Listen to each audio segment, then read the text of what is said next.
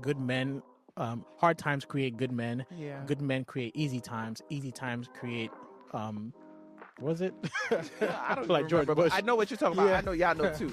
It's a True, man, I can't get full yeah. again.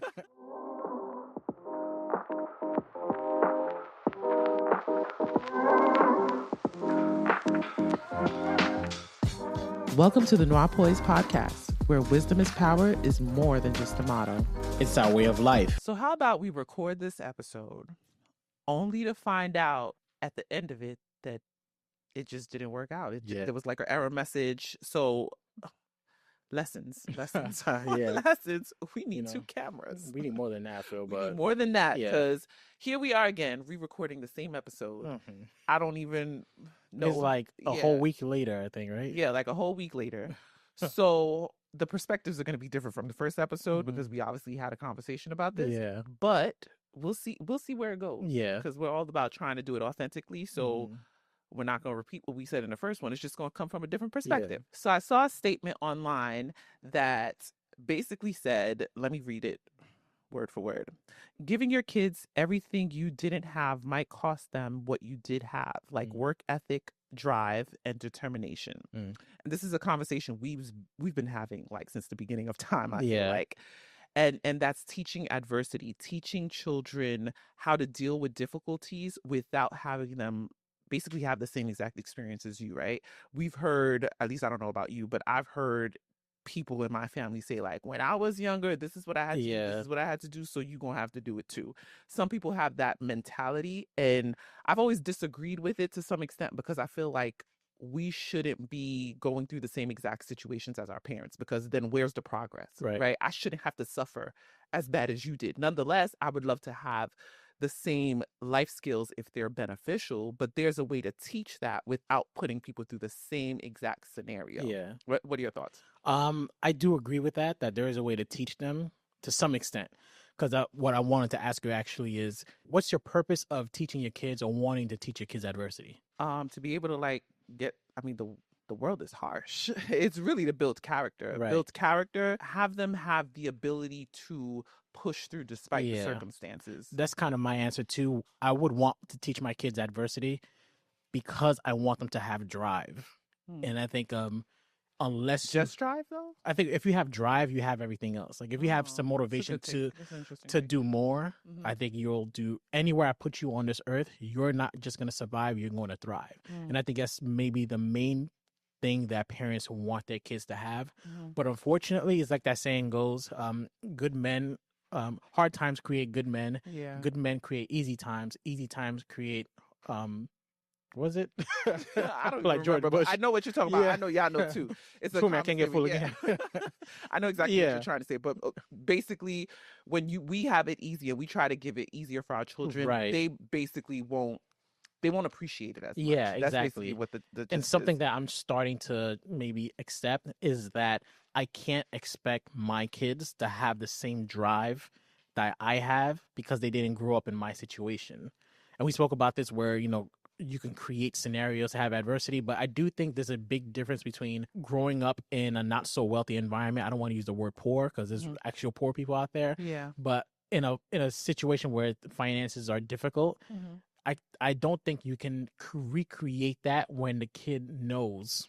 Like I know we're not struggling that much. Like I have this conversation with my daughter all the time when I tell her, you have your own room, and she's like, yeah, and it's like, don't we all? Right, and that's something growing up I used to always fantasize about. I used to watch Extreme Home Makeover and be like, man, I can't wait for that moment. So, and I don't know how I would recreate that, or necessarily if I should even attempt to recreate that.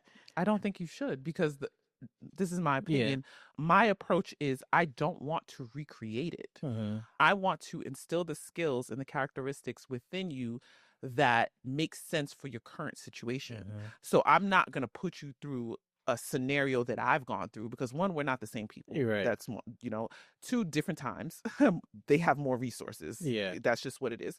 And three, I honestly do not like the concept of making your kids go through the same exact struggle, because I view life as a race, Mm. right? And with my children, my goal is to pass the baton so you can start off where I left off. She shouldn't have to start where I started. Right. She should be able to pick up where I left off and continue that trajectory and progress. Mm-hmm. So, because that's my goal, I'm not going to recreate the same scenarios because those scenarios were made to build me. So that way I now have the skills to then give it to you a little bit earlier and you take that and build your own skills Right. based on your own scenarios. You see what I'm But saying? don't you think that would automatically mean that she's lacking or he's lacking something? No. And let me give you an example why, right? I think the older generation before us, they pride themselves on working hard. They were never late. They never missed a day. They could have been sick or whatever the case is. They're going to work. Right. I don't think our generation prioritizes that, and it confuses the previous generation because they're so focused on hard work, hard work, hard work. And I think because we weren't forced to go through whatever they went through, we're like, no, it's not about hard work. It's about smart work. Right. So naturally, they look at us like, I don't get it. Why are you taking vacation just because? Why are you taking you just called out the other day, or you calling out sick again? And I think it's because while they did teach us a lot of, great work ethic, there's something about going through it yourself that you just can't replicate. I hear you on that. And honestly, in that particular situation, I don't think it's that we lack work ethic. I think their work ethic was more slave ethic, if we're honest. Let's be real. Yeah. So there's nothing wrong with working smarter. That doesn't mean you're not working hard. Right. You're just working smart, which I think is actually a good sign. It is a good sign, but that's to us, I think. And not sorry to interrupt real quickly, but for example, us working smart is we were at this company for 3 years. They didn't give us a promotion. I'm out. We're out. Yeah. Them is more so you didn't. I've been working here for 40 years. Like. So what did you get? Stability, respect. Yeah.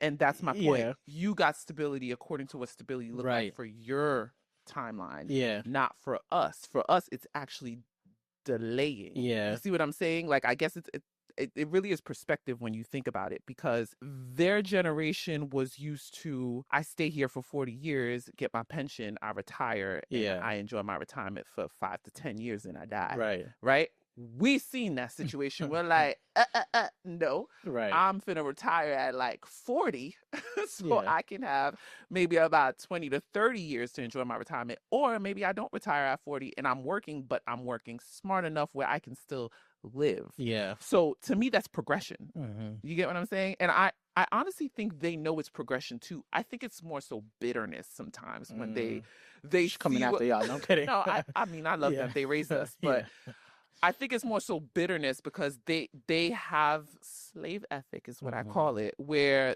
they are comfortable working for a company or a person and giving their time to that. Whereas for us, we're like, we want to be present with our children. And we hear this all the time with millennial parenting, right? Like, we're more present, we're more active, we're at all the games, we're at the parent-teacher conferences, we're home with them, our weekends are built around them, and we're still trying to build and improve ourselves. Yeah. So, but let me play devil's advocate again, because maybe that's only because we didn't have to go through what they went through. For example, economy is tough right now. I saw a post where someone said, now's not the time to leave your job, people.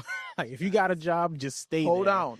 And maybe this is the first time that we're experiencing that. Yeah. Where we're like, I don't want to be here, but guess what? If there's no jobs out there for the next 10 years, this is where I got to be. That's what I'm trying to say is, I wonder if there's certain things, or maybe everything, you have to go through it yourself in order for you to really learn. And that, honestly, that pains me because I don't want to be the parent. And please, Lord, just please, I don't want to be the parent who your kid is 15, 20, 30, whatever, and you look at them and you're like, oh snap, I raised the brat. I raised someone who's spoiled, who has no work ethic, who is not driven, and it's because they have everything. Like, I mean, you know my take on this, but I'm going to try to explain it to y'all. I do believe that you can teach adversity for sure. I think they're not going to be the same people that we are, but that doesn't mean that they can't have work ethic. They can't be responsible. They can't be independent. They can't be driven and motivated. You just have to find the right situations that's going to build and mold those characteristics, because I understand the concept of they're not going to go through the same situations, so they're not going to be able to be exactly like us, but we don't want that, Yeah, right? but let me, sorry to interrupt again, Yeah. but an example that I could think of is a boxer called Julio Cesar Chavez. He was a legendary Mexican boxer, probably the greatest Mexican boxer of all time, well respected, but he grew up poor, and he made it as a legendary status. When his son first entered the public space of being a boxer, everyone had their attention on him because he was talented and he was a son of the legend, the greatest, one of the greatest among the greatest. Long story short, the son disappointed in practically every fight that he had. I'm talking about failed drug tests for like marijuana in the system. He would want to quit mid-fight. If he was expected to be at the gym at 8 o'clock in the morning, he would show up at 2, 3 o'clock. Like, he just didn't take it seriously at all. There's times where he was fighting and he see his father just like putting his hand on his head, like, what are you doing? And I say all that to say, the father grew up poor in Mexico. He had no choice but to make it. Your son grew up rich because of you. And although he wanted to follow your footsteps, although he clearly had the talent and the ability to, I think the drive wasn't there Because because it's not what he wanted. I'm not gonna say it's not what I he think that's wanted. what it I is. think there's a when you know you have you're gonna fall on a mattress. I think you act differently. That's Kind of true. like if I put it I'm glad you said that, because as you were saying it, I was thinking of the concept of having a cushion, right? right, So the goal with our parenting is to make sure that after we're long gone, they can thrive, they can survive, they can continue to live on yeah, without us. That's the goal as parents. Like, we're raising our kids so that way they one day don't need us, but they still want us. right, So that's the goal for me. And I think you can teach them those things without having them go through the same situations. That doesn't mean they're not going to have their own difficulties that's going to require them to become responsible. They're going to have their own difficulties that's going to require them to have drive. It's just not going to look like our situation. right. So I like to think I'm a resilient person. I personally think I am. Lord, don't test me more, please. But I like to think I'm a resilient person. But I don't have the same story as my mom had. It looks very different. If you heard my mom's story, you'd be like, okay, I see why you had to be resilient. Yeah. You had no choice, bro. You Yeah. had to get it together. My story is definitely not her story, but my story allowed me to become resilient as well. And it could be because I witnessed resilience, right? Because children are your mirrors. Or it could be because I had my own situations where, because I witnessed it, I then knew how to apply it. So I don't think I have to go through the same situations my mom went through in order to gain that resilience. Yeah. You feel me? And that's how I view it. We can build our children to have drive. We just have to do it in the right way that fits their personality and in their current situation. So that story that you're telling me, and this is just my opinion. This is, I don't know, I don't want to sound judgmental, but it sounds like boxing wasn't really his thing. He chose it because it was convenient and because it's what he saw and he wanted to maybe mimic it. But it's not really internally what he desires. Yeah. And I think sometimes that's the mistake as parenting too, is having our children walk in our shoes. Nonetheless, some of them may want to, but not all of them actually want that. They're just doing it because that's what they see as available to them, right? So I believe in working really hard to figure out what they actually desire and what they actually want, and then building those characteristics around that situation. So if I notice my child maybe is really into, like, I don't know, ballet, right? Let's say she's really into ballet for whatever reason. I can instill the same drive and confidence and hard work and work ethic within her revolving around ballet that a father, maybe you're into boxing, right? Like, let's say you're a boxer. Don't get too hyped now. But let's say you were a boxer, you can instill those same characteristics, different situations, but you can teach her based on your experience. She doesn't have to go through your exact experience of maybe struggling financially. Yeah. But I think you have to find the right situation that works for them. Yeah. And I think the problem is we often try to mimic situations. So when you think of financial struggles, I specifically remember, nonetheless, things weren't easy financially for us. Like, you know what I mean? Yeah. But I consider myself someone that was fortunate, being first generation American. I got a car at 18, like, by the grace of God. Like, I considered that fortunate. Nonetheless, it was a hoopty, but I'll take that hoopty.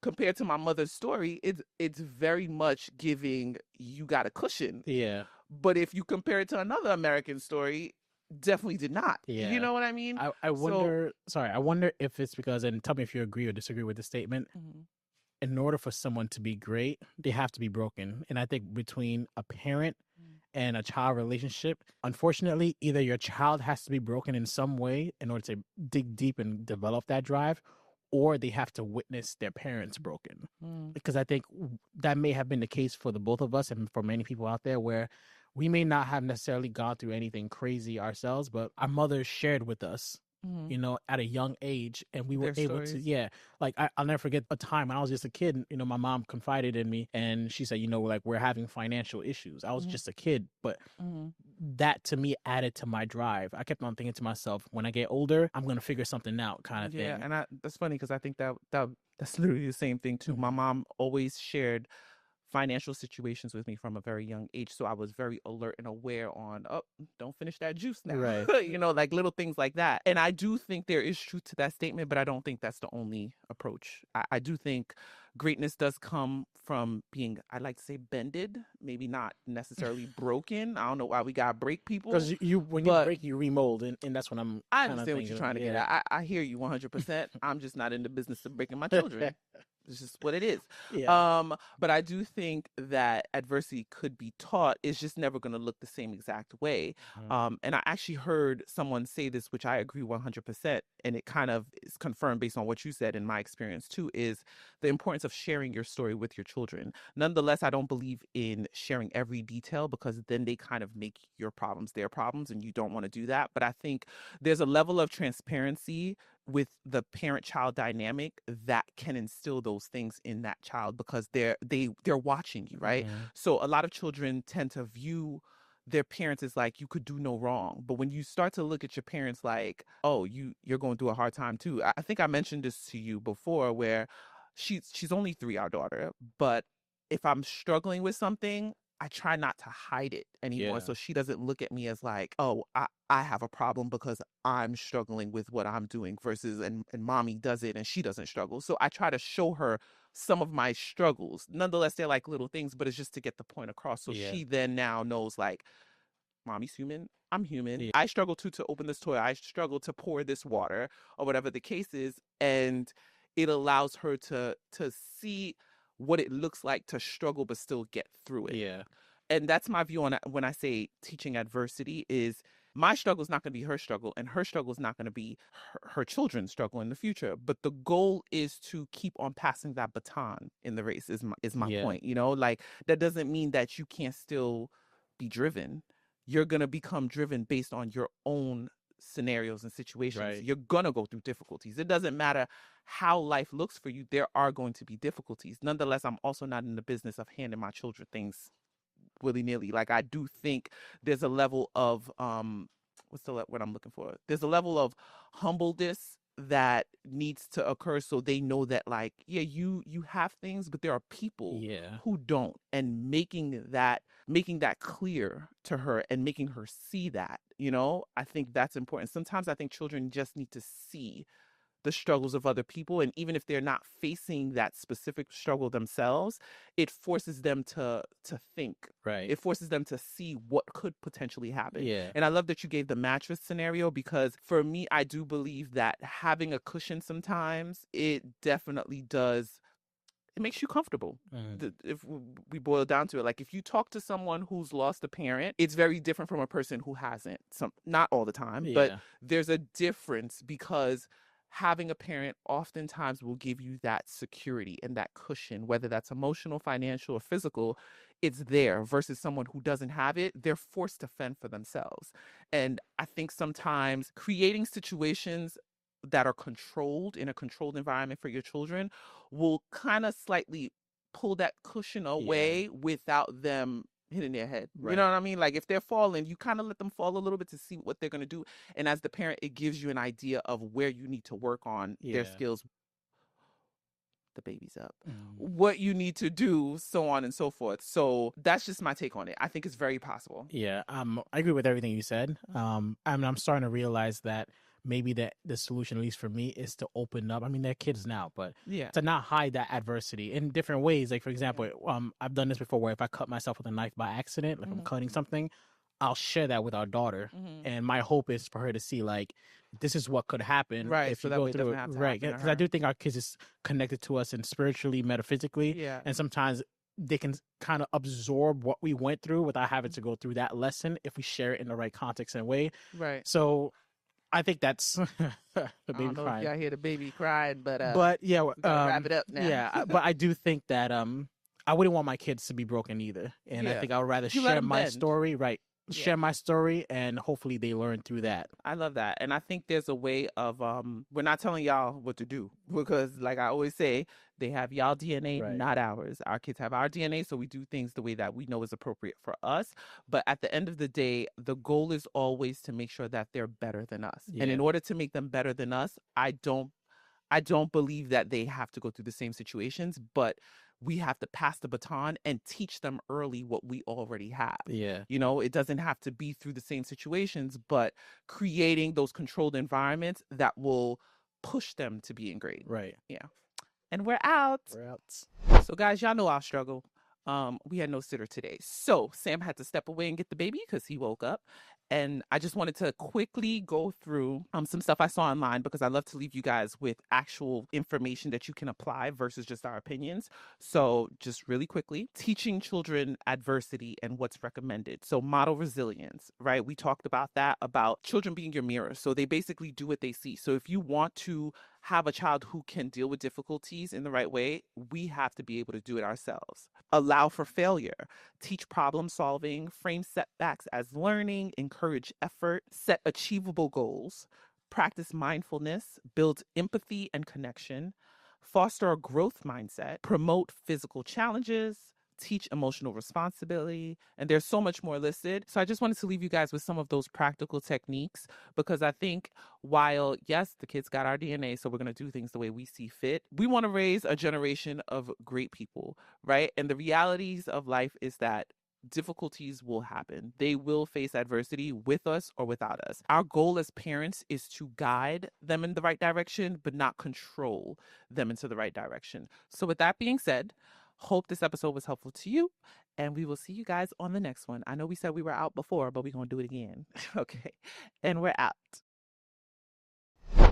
Thank you for spending your time with us. We hope you gained some knowledge today that'll promote poise in your life. We have new episodes uploaded every Thursday right here, same place, same time. Until next time, you can follow us on Instagram at NOIRPOISED Podcast to stay connected. That's NOIRPOISED Podcast. We'd love to hear your feedback. And remember, your wisdom is power.